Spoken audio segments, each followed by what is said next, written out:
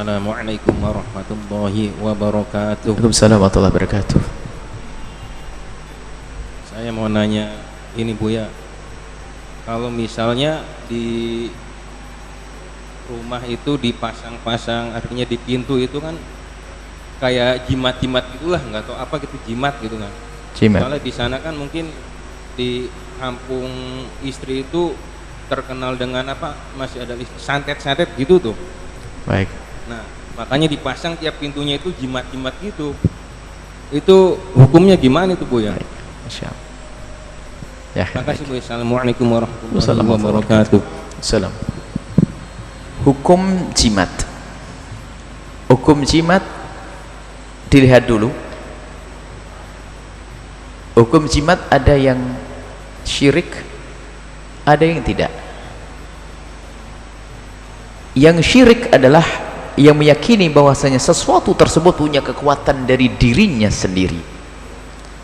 Jelas itu menyekutukan Allah, syirik. Yang kedua tidak syirik, tapi ada yang dosa, ada yang tidak dosa. Yang tidak syirik, ada yang dosa, tidak dosa.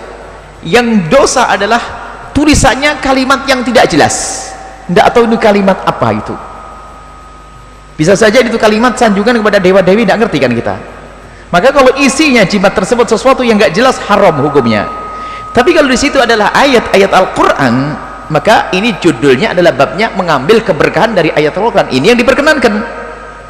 Ayat-ayat seperti Falak Binas ditulis, kemudian dibungkus, diletakkan di tempat.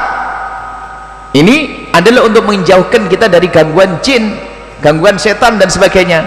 Ini adalah yang bukan dosa. Karena ayat Al-Quran benar kalimatnya, sebab Al-Quran di mana saja jadi sebab keberkahan. Baik, jadi yang kedua ini, yang pertama dosa kalau tulisannya nggak jelas, nggak karu-karuan. Itu bisanya huruf-huruf ini, taunya ini bisa saja ini adalah nama dewa-dewa ditulis, kan nggak ngerti kita. Tapi harus jelas. Kalau jelas tulisannya, maka jimat itu adalah bukan termasuk sesuatu yang dosa. Jadi diperkenankan. Cuman apakah semestinya kita melakukan itu?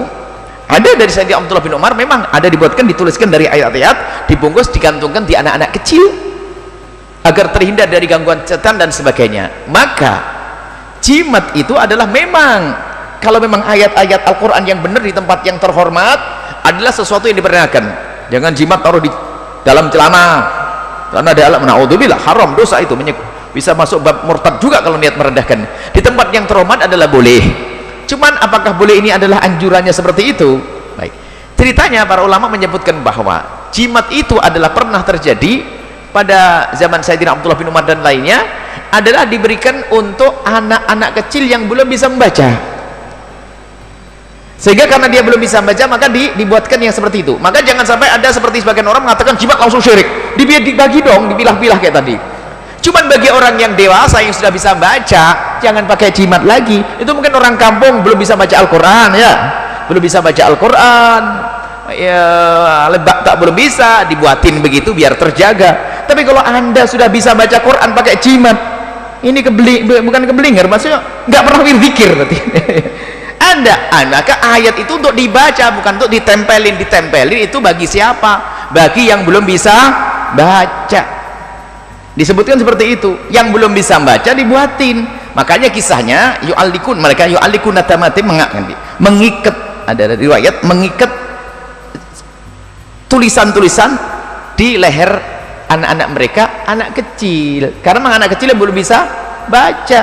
Yang sudah baca adalah baca ini sebelum tidur minimal qul huwallahu falaq, qul a'udzu binas, ayat kursi. Dijauhkan dari sihir, sudah itu semuanya. Gak usah ragu lagi. Kalaupun kena sihir hanya pusing sebentar, hilang nanti.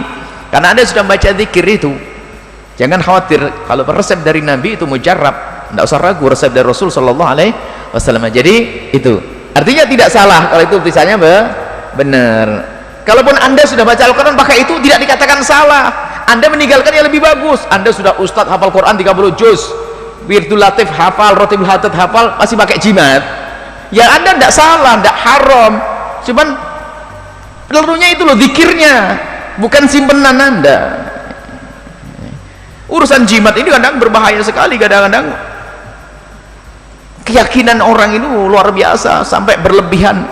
Misalnya Pak, ada doa dari kiai yang dibungkus-bungkus, nanti kalau kamu dagang kamu bawa biar nawarnya murah dan sebagainya gitu kan, atau kalau dagang biar benar selamat.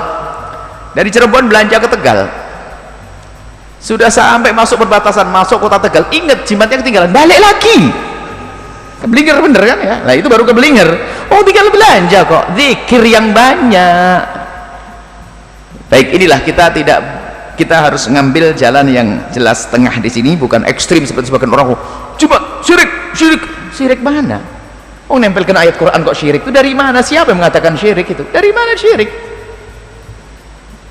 Semoga Allah menjaga kita semua dari kesyirikan, dan semoga Allah menjaga dari sihir dan sebagainya, dan semoga Allah mudahkan kita untuk mengamalkan sunnah-sunnah baginda Nabi Sallallahu Alaihi Wasallam. Setelah Anda menyaksikan video ini, jangan lupa berselawat kepada baginda Nabi Muhammad Sallallahu Alaihi Wasallam.